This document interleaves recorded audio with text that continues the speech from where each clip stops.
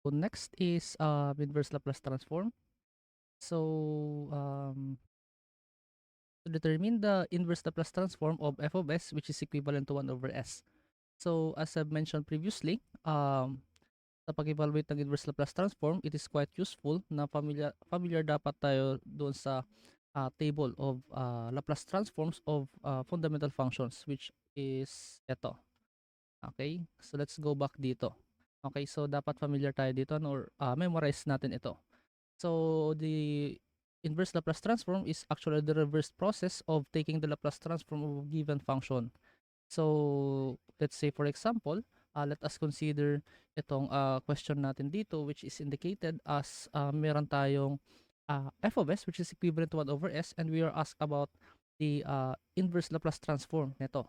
Well, as per the choices, it is quite obvious that we are dealing with the final answer, which is in terms of t. Okay, so in this case, as per the table, meron tayong 1 over s. Okay, so meron tayong okay, so 1 over s. So as per the table, meron tayo ditong f of s, which is 1 over s, and the inverse Laplace transform is actually the term dito, which is the f of x as we've indicated dito. So basically, we can easily conclude that the inverse Laplace transform of 1 over s is actually this constant, which is 1. So therefore, uh, ang sagot natin dito sa problem na to is actually f of t, which is equivalent to 1, and by inspection dito sa given na choices, meron tayong letter A. Okay?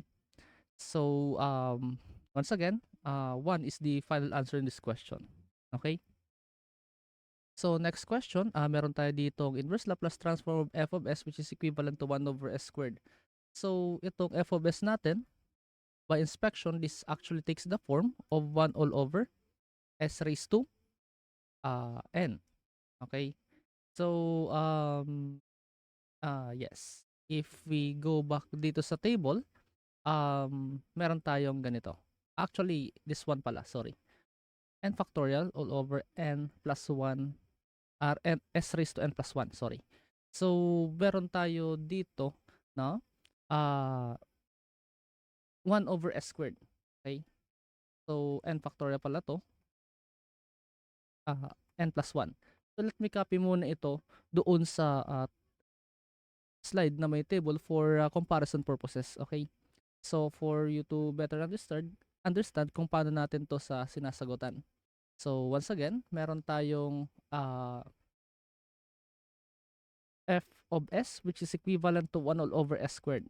So if we inspect itong listed na table dito sa table, well actually of course itong nasa right table natin, obviously napakalayo nito. Okay? So ito, and even this one is actually not compatible dito because as you can see naman, meron tayo ditong additional constant, which is this a squared, and so as dito. Likewise, dito sa may e raised to ax, which is 1 all over s minus a, which is as you can see, wala tayo ditong given or provided the value for a, which is actually 0. So therefore, hindi to valid. So dito sa part na to, well actually 1 over s ito and this is 1 over s squared. So therefore, uh, alanganin ito. Well, basically, dito sa part na to, well, as we can see, the obvious answer is x. Pero if you want a more generalized na uh, solution, actually we can use this one. Okay? So what if meron tayo ditong given na aside from 2? Ito kasi, this is actually the specialized case where n is equal to 1. If you plug in n is equal to 1 dito, you will arrive at the same result dito. Okay? So once again, ito yung kumbaga a more general na approach. Ito is very specific ito for n is equal to 1. Okay? So therefore, as we can see in the table, ang f of s natin is 1 over s squared, and if you take the inverse Laplace transform, in this case f of x is equivalent to x. But in the case of the problem, since we are dealing with function of t, well of course we can just consider yung x as t. Okay? So therefore, once again, by inspection, n is equal to 1 because this is actually n plus 1. So therefore, meron tayo ditong f of t, which is equivalent to t raised to n as per the table. So therefore, meron tayo ditong f of t, which is equivalent to t raised to 1, which is equivalent to t. So therefore, our final answer dito sa question natin must be letter A, which is the t. Okay, so notice na napakadali ng pag-solve ng inverse Laplace transform if we are familiar with the table that was mentioned previously. So next question, number 25. So in this case, determine the inverse Laplace transform of f of s, which is equivalent to 3 all over s plus 4. So actually, meron tayo ditong 3 all over s plus 4, which is a constant dito sa taas, and meron tayong s plus 4 sa baba. So actually, this takes the form of f of s, which is equivalent to 1 all over s minus a. Well, why is that so? Well, in this case kasi, meron tayong constant sa taas which can be factored out in terms of 1. So basically, itong 3 na to can be rewritten as 3 times 1. So itong ano natin, s plus 4 is this one. So this is the best possible na solution for this kind of format, because if you want more detailed na reason kung bakit, well, let's go back once again doon sa table that was previously discussed. So 3 all over s plus 4. So dito, if we go back once again dito sa table, well, dito sa right side ng table, as we can see, napakalayo ng mga f of s dito when compared doon sa given na 3 all over s plus 4. So same case dito sa may part na to na sine, cosine, and hyperbolic sine of ax. So 3 all over s plus 4. So naka-raise sa 2 ito, in contrast doon sa given na naka-raise lang sa 1 yung given for s. So basically, this is the best possible na solution in that matter, because meron tayong a constant which is in that case 3 all over s minus a, which is yung constant natin is plus 4 doon sa problem. So this will be the solution in that question. So if we go back once again doon sa slide na yon, which is this one, once again, this takes the form nito. So para mas maintindihan ninyo, let us factor out this 3. Okay? So meron tayo ditong 3 which is equivalent to f of s, which is equivalent to 3 multiplied by 1 all over s plus 4. So basically, we've rewritten this f of s in this form. So itong 3 na to, we can set aside this temporarily, and then ibabalik na lang natin siya later on after we evaluated the inverse Laplace transform nito. Okay? So if we take the inverse Laplace transform f of t, since we are dealing with the function of t, as you can see naman dito sa choices, so therefore this f of t is actually equivalent to 3 multiplied by the inverse Laplace transform, which is denoted by this L raised to negative 1. So for inverse, so this is equivalent to 3 times the inverse Laplace transform of 1 all over s plus 4. So this 1 over s plus 4 takes the form of 1 over s minus a. So as you can recall, inverse Laplace transform nito is actually e raised to at, where itong a is the constant dito. So basically, as we can see, meron tayo ditong 3 multiplied by the inverse Laplace transform 1 over s plus 4. So in terms of s minus a, as we can see, we can write this as s minus negative 4, because s minus negative 4 is actually s plus 4. So kumbaga nire-write natin to in terms of s minus a. Okay? So meron tayong a, which is equivalent to negative 4. So therefore, meron tayo ditong e raised to negative 4t. So therefore, ang inverse Laplace transform nitong given na function natin f of s dito is actually 3 e raised to negative 4t. So basically, this is our final answer in this question. So if we inspect itong given na choices dito, it is quite obvious that the final answer is letter A. Not this one, because the exponent is positive, in contrast dito na negative. Okay? So next is 26. Meron tayo ditong determine the inverse Laplace transform of f of s, which is equivalent to s all over s squared plus 9. So by inspection, this takes the form of f of s, which is equivalent to s all over s squared plus a squared, where etong a squared natin is obviously equivalent to 9, and if we take the square root of 9, which is for a, meron tayo ditong square root of 9, which is equivalent to 3, Well, some of you may argue that the another answer for A is equivalent to negative 3. Well, take note that we are not concerned about the negative counterpart of the answer nito. Okay? So, therefore, ang A natin is 3 and this is the format.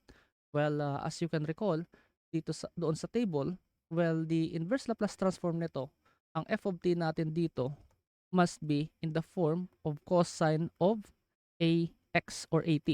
Okay? So, for you to obtain this Laplace transform.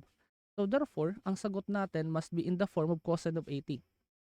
So, if we inspect for value of a, once again, ang nakuha natin na value for a is actually 3. So, therefore, ang sagot natin must be in the form of cosine of 3t, which is, ito na ang final answer natin. Okay? So, by inspection, ang sagot natin for number 26 must be letter A. Okay?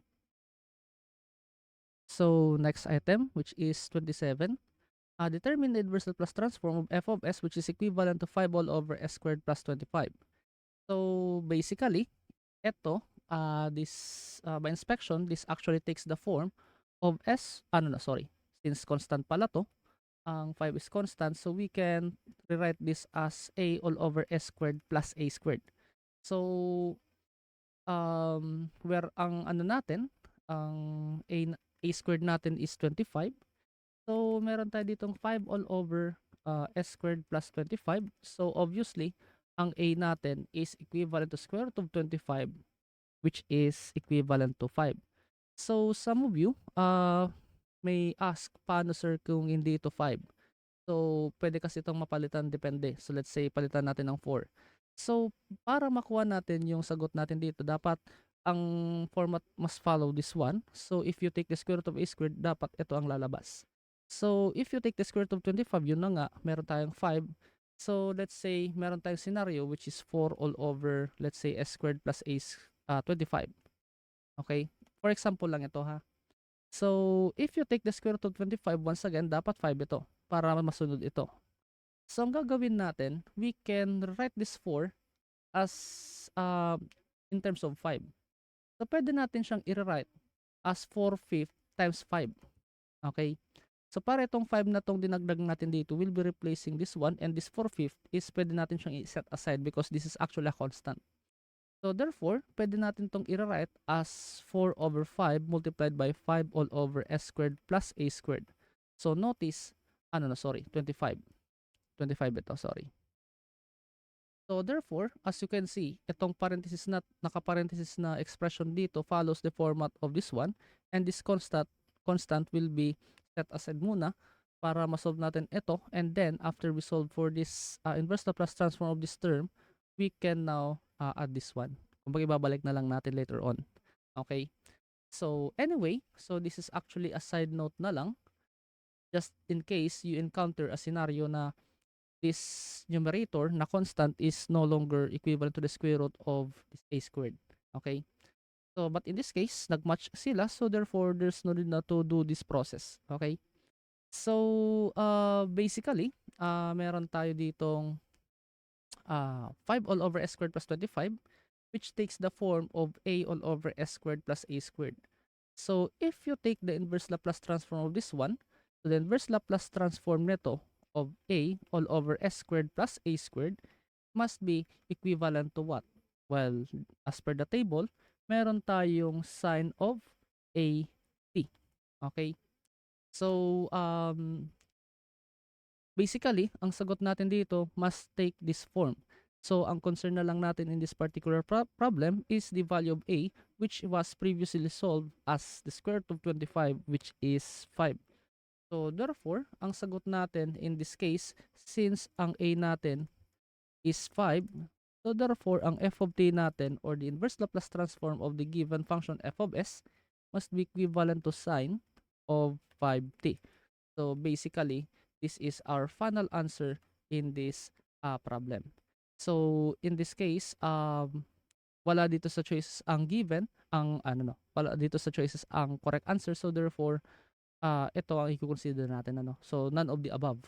Okay? So, ito kasi probably na-typo ako dito. So, nalagyan ko pa ng extra 5 dito. Anyway, this is the correct answer in this problem. Okay? So, next is 28. Meron tayo ditong 1 all over s squared. Sorry. So, f of s, which is equivalent to 1 all over the quantity s minus 2 quantity squared. So, dito, this actually takes the form of f of s, which is equivalent to 1, n factorial all over s minus a raised to n plus 1. Okay? So, itong n factorial, this is represented by a certain constant dito, and this exponent is n plus 1. If we go back doon sa table, well, of course, ang magiging sagot natin dito is this one. Okay? So, yung given natin is ito ano. So, for comparison purposes, I would like to uh, go back doon sa table na dinidiscuss natin. So, 1 all over the quantity s minus 2 squared. Okay? So, the slide for the table is this one. So, basically, ang ano natin is ito. Okay? So, okay, ito pala. Basically, the combination of these two. So, ito siya. Okay? So, the shifting theory, but which was applied dito sa may x raised to n. So, ito, meron tayong n factorial all over the quantity s minus a raised to n plus 1. So, the answer for the inverse Laplace transform nito is in the form of x raised to n multiplied by e raised to ax. So, therefore, we can replace yung x by t since we're dealing with function f of t. So, therefore, f of t natin is the inverse Laplace transform nito, which is equivalent to x raised to n multiplied by e raised to at. Okay? So, dito, if we carefully inspect the values dito sa may function natin dito, ang n natin is equivalent to 1 because this 2 is actually n plus 1. Since ang n plus 1 natin, which is the exponent of this quantity, is 2, it is quite obvious that ang n natin must be equivalent to 1. So, if you take the factorial of 1, this actually corresponds to the numerator. So, therefore, there's no need na for some algebraic manipulation para ma-convert natin ito into proper value. Okay? So, therefore, yung f of s natin already takes the form of the given na format for our final answer. So, raised to 2 at n is equal to 1. So, therefore, ang n natin is 1. So, ang a natin, by inspection, ang a natin is s minus a, which is s minus 2. So, therefore, a natin must be 2. So, these are the two values necessary para makuha natin yung answer for this question. So, yung f of t natin, once again, babalik tayo dito. The answer must be in this form, x raised to n, e raised to at. So, since we already know the values of a and n, so we can just plug in these values dito sa prescribed na format. So, therefore, ang f of t natin, which is the inverse Laplace transform of the given na f of s, so therefore, this will be equivalent to x raised to n, which is 1, multiplied by e raised to 2t, which is, of course, x e raised to 2t, which serves as our final answer. Sorry. This will be t pala, sorry. So, t ito. Sorry for that. So, t e raised to 2t. So, if we inspect for the choices, of course, our final answer must be letter A, or t e raised to 2t.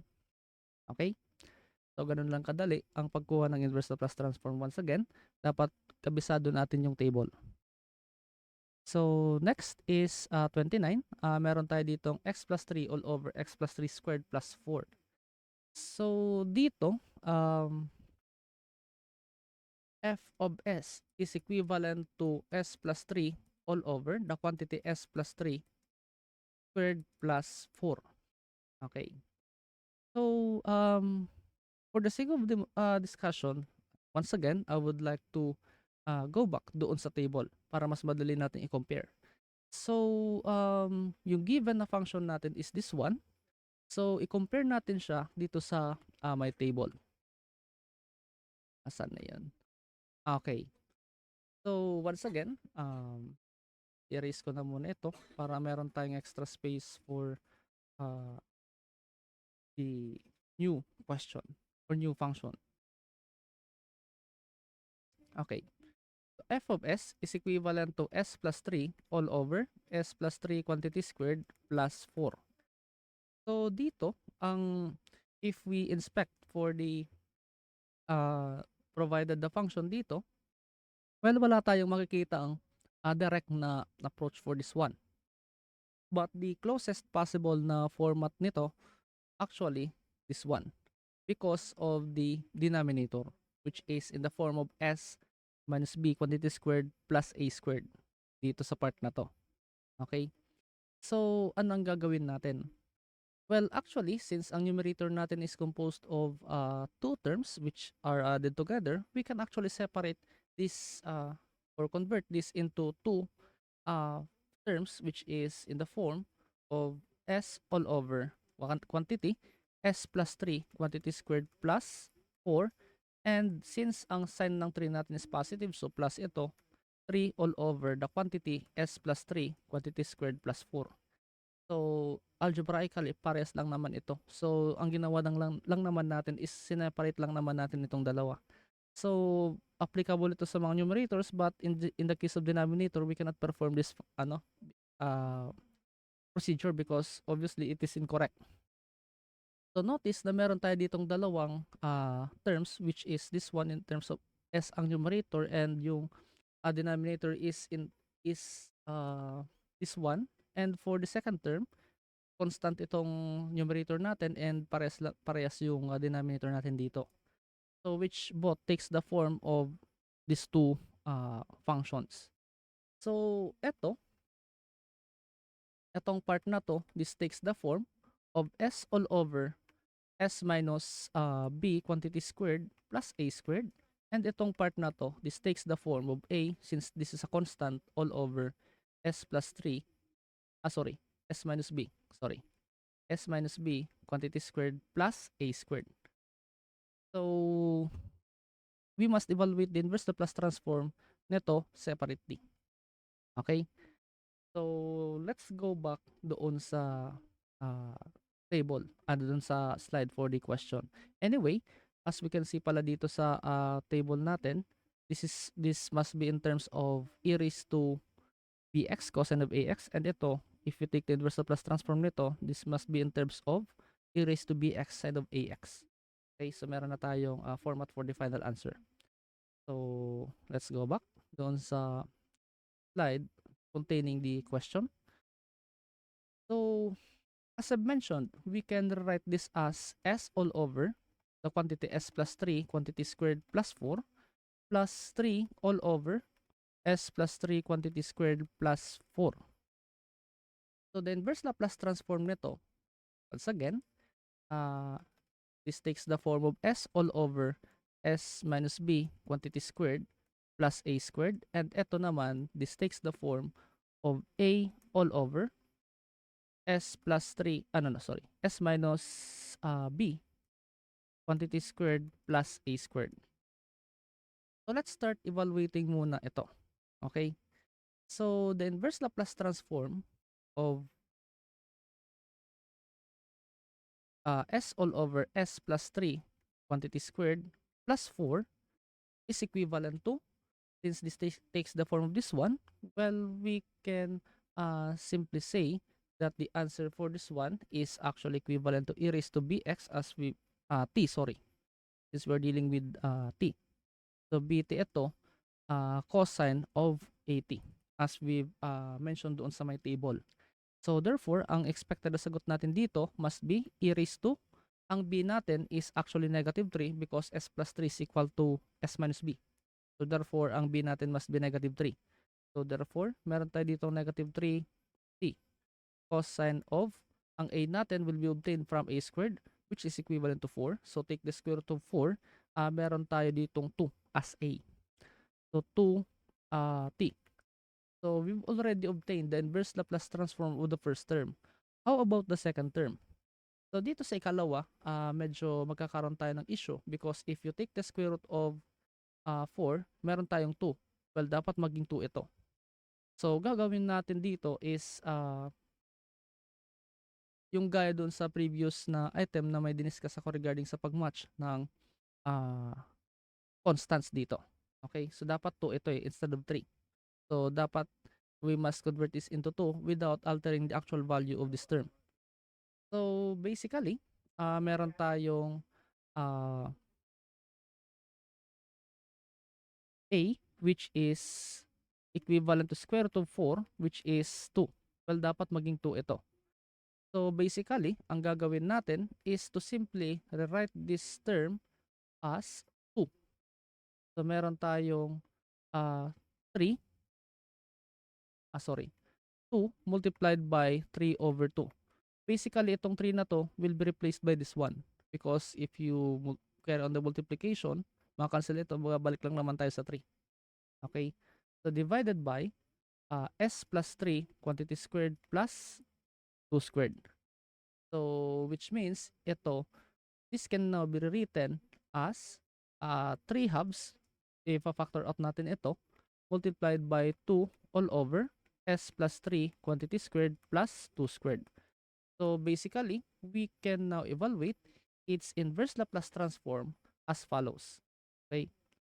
So the inverse Laplace transform nito will now become equivalent to 3 halves, and then since this already takes the form of a all over s minus b quantity squared plus a squared. So ang sagot natin dito is in terms of sign na, e raised to bx sine of a t. Okay?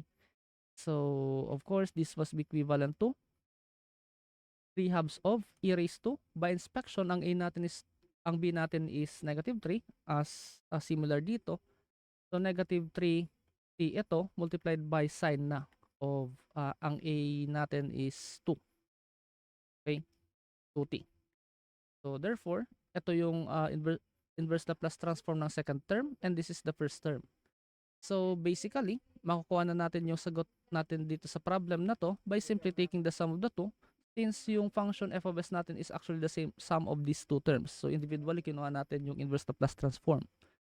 So therefore, ang f of t natin is equivalent to this one. F of t is equivalent to the sum nitong dalawa. So meron tayong e raised to 3t, negative 3t, cosine of 2t plus 3 halves for the inverse Laplace transform nito of e raised to 3t, negative 3t rather, sine of 2t. So since meron tayo ditong common factor na e raised to negative 3t, we can actually factor this out. So of course, we can rewrite this as e raised to negative 3t multiplied by the quantity cosine of 2t plus 3 over 2 sine of 2t. So, this actually serves as our final answer in this question. So, as we can see, wala na naman dito sa given na choices ang tamang sagot. Okay? So, to finalize the answer for the number 29, ito ang tamang sagot. Okay? So, e raised to 3, negative 3t multiplied by the quantity cosine of 2t plus 3 halves of sine of 2t. Okay? So, next question, 30, which is ito. So, determine the inverse Laplace transform of f of s, which is equivalent to 6 all over s squared minus 4. So, basically, meron tayo ditong f of s once again of 6 all over s squared minus 4. Okay?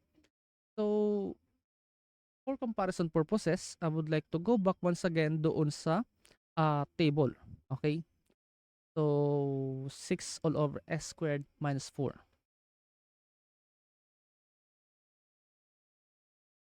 Okay. So, once again, meron tayong f of s, which is equivalent to 6 all over s squared minus 4. So, meron tayo ditong naka-raise na s to 2.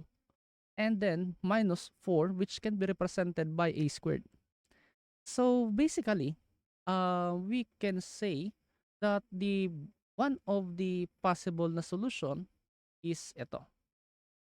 Okay? Eto, matik mali na to. Well, probably some of you may be confused about this one, but take note that the numerator is a constant which is 6 and ito is s. So therefore, mali na to agad. So the best possible is this one. Okay? So, actually, since ang hyperbolic sign natin can be represented in terms of exponential function, well, actually, possible lang solution natin may be in the form of this one.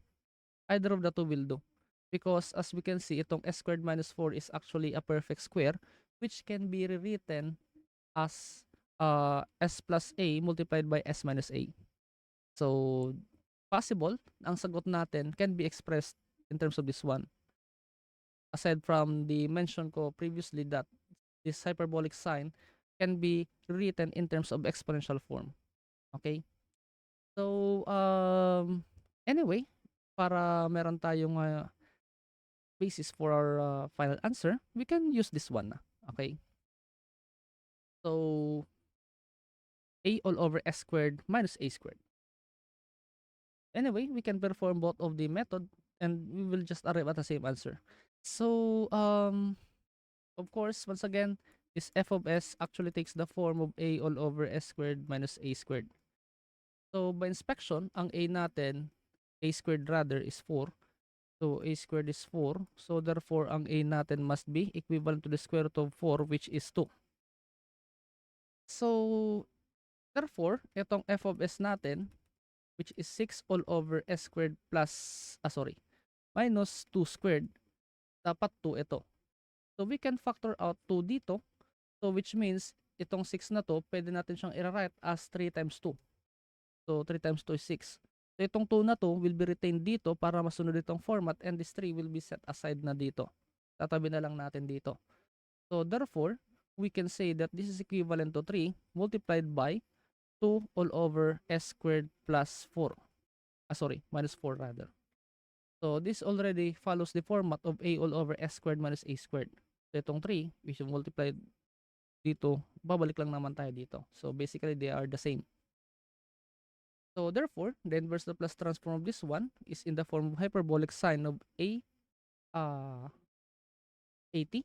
So once again, f of t nito is hyperbolic sine of at. Okay? So therefore, if we take the inverse Laplace transform nito, of course, ang sagot natin is uh, equivalent to 3 hyperbolic sine of 2t. Okay? So, pwede na to. Okay? So, basically, wala dito sa choices ang sagot natin but we're not sure yet because meron pa tayo nito. Na-mention ko na din previously na this can be expressed in exponential form.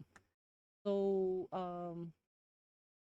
either we convert this directly into exponential form or pwede naman natin na express ito in factored form. Anyway, for the sake of simplicity, we can convert this directly into exponential form because as you can recall, meron tayong trigonometric identity for this one, which is, let's say, ang hyperbolic sine of theta is equivalent to e raised to theta minus e raised to negative theta all over 2. So basically, pwede ko siyang i-write as 1 half e raised to theta minus minus 1 half of e raised to negative theta. So basically, ang magiging sagot natin if we directly convert ito dito is meron tayong 3 hyperbolic sine of 2t is equivalent to 3 multiplied by 1 half of e raised to 2t minus 1 half of e raised to negative 2t. So, of course, we can factor out itong 1 half. So, magiging 3 halves ito multiplied by e raised to 2t minus e raised to negative 2t. So, basically, this is the exponential form of our final answer. So, notice na wala na naman dito sa choices ang tamang sagot. So, either this one or this one, depende kung ano yung choices, ang tama. Okay? So, ang importante, these are the final answers. Either of the two because pares lang naman ito kung iisipin. Okay?